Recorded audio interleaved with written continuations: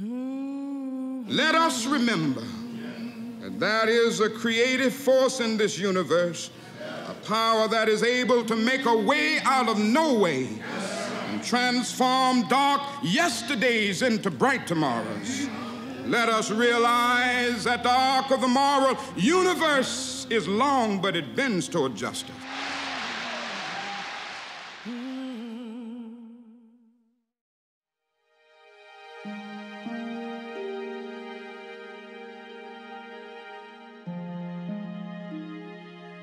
There is a tendency to think that what we see in the present moment will continue.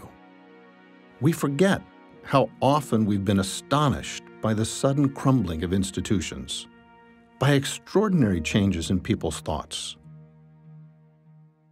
by unexpected eruptions of rebellion against tyrannies, by the quick collapse of systems of power that seemed invincible. What leaps out from the history of the past 100 years is its utter unpredictability. Demonstrations in Russia were totally illegal.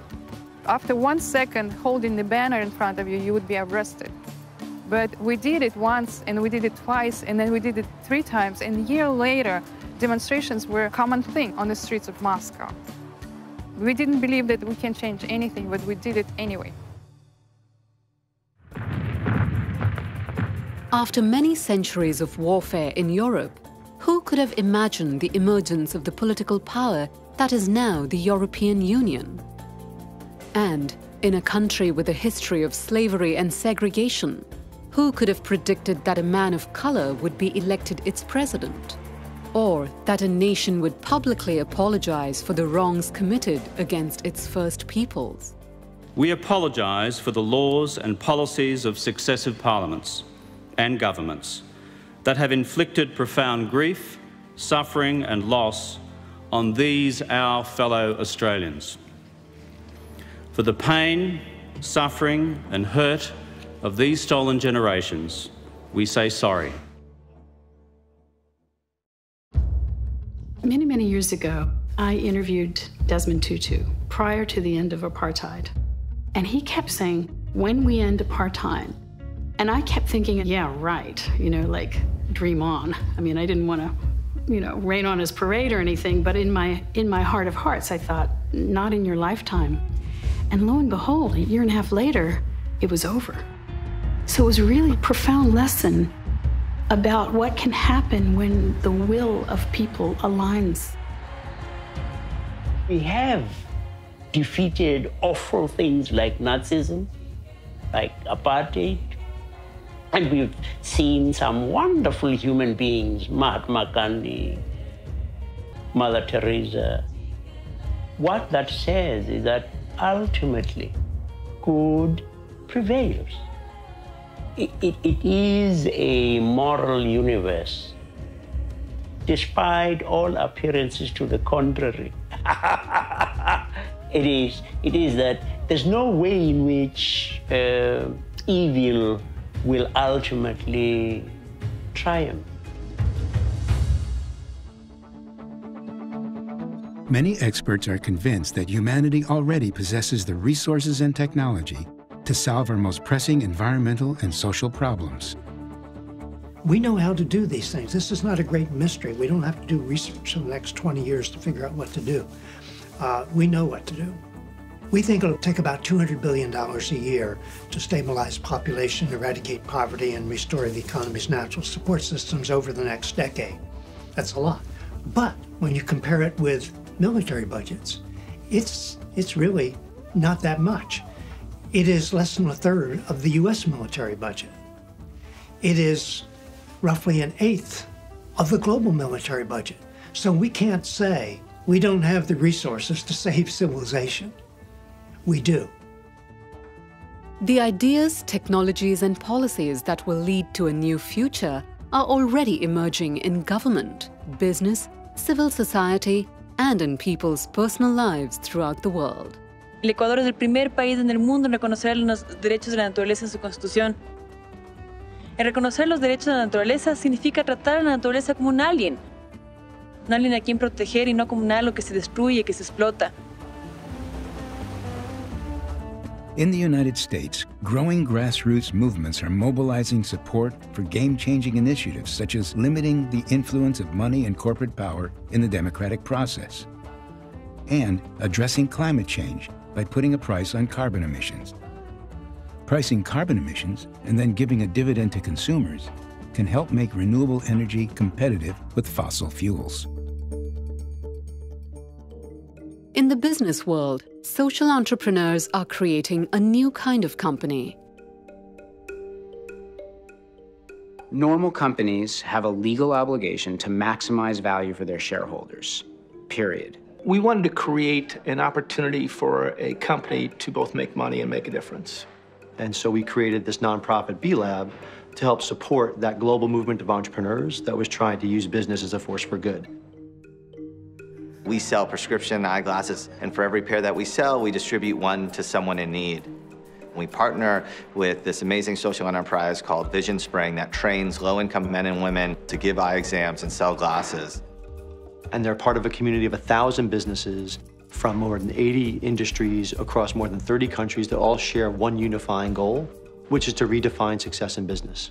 And if they can do that successfully, one day all companies will compete not only to be the best in the world, but to be the best for the world.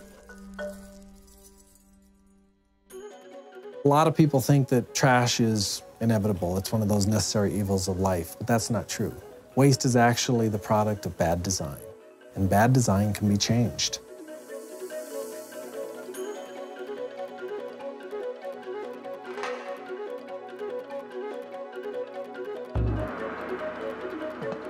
Innovative design is also creating low-tech solutions for the developing world.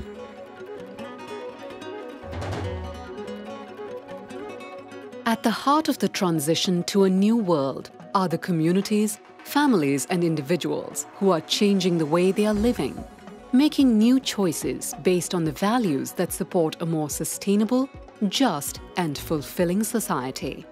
When we think about global warming, we think about transportation, we think about how we heat our houses. But in fact, how we eat has just as big an impact on climate change.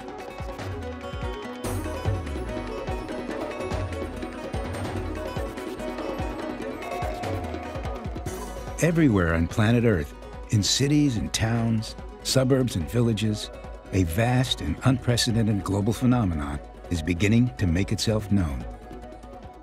There is another superpower here on Earth. That is an unnamed movement. It is far different and bigger and more unique than anything we have ever seen.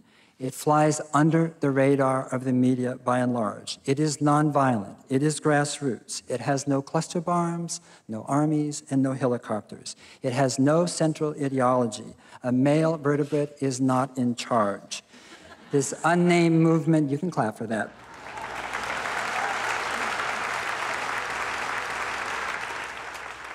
The very word movement is too small to describe it. This is humanity's immune response to resist and heal political disease, economic infection, and ecological corruption caused by ideologies.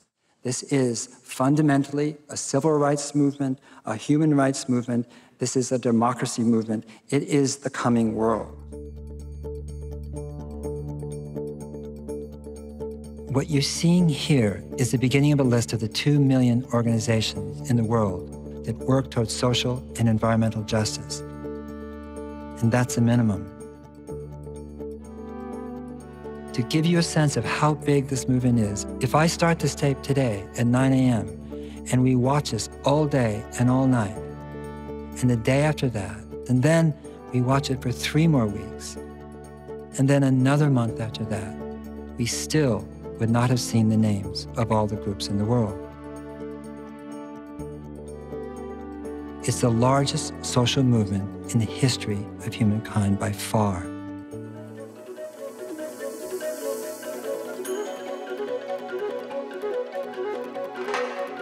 Powering this growing global phenomenon is the explosive digital revolution that is revealing and connecting a planetary human community. People can now be connected nationwide to act locally in their communities and then have all that local action united into one synchronized, beautiful, harmonic voice. The only voice we have is this video editing. We don't know books, so we can't write much. But if we are able to do a small film of what is happening to us, it will go to the internet, and the whole world will see it. We have the technologies, policies, and initiatives to move us toward a thriving future. All that's missing is something that only human beings can provide: the commitment, the collective will to change our direction. Awake, committed people are galvanizing that will. Realizing that a new future is truly up to us, they are working together to build the critical mass that can and will change the course of history.